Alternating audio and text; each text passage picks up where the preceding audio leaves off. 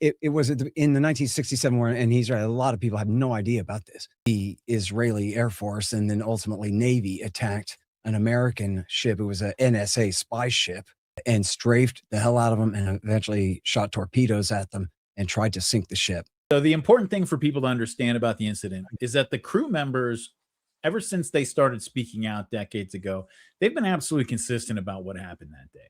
There's not a he said, she said, and this and that. That does not exist in this instance.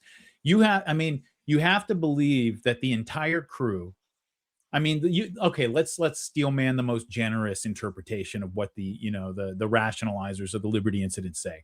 Like the most generous interpretation of their view is that, well, these men, look, yeah, they were there and they saw these things, but in a given incident like that, everybody only sees like a little part of it. It's like if you're in the engineering compartment, then, you're not topside. But again, they all tell the same story.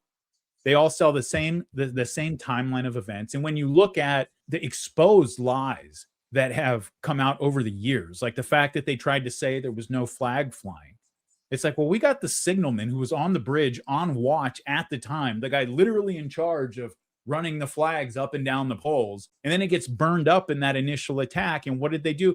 The same guy, the guy on watch in charge of the flags, runs the holiday ensign up, which is a great big giant flag that we only fly on federal holidays. And so they tried to say that, it was a misty, cloudy day. No, it was a perfectly clear day, actually. How about displaying the life rafts full of bullet holes in their Navy museum in Tel Aviv? We know that Israeli jets were buzzing that ship all morning long, like back and forth, buzzing that ship. And the guys on the ship remembered thinking to themselves and telling each other, oh, we're safe. The Israelis are up there watching over us, so everything's cool.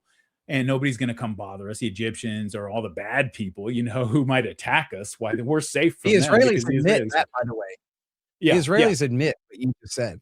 When you consider the fact that, it was a clear day with a big American flag flying on the ship, they spent hours going back and forth and looking at it. And there is absolutely no room for doubt that the Israelis carried out an attack on an American ship on purpose.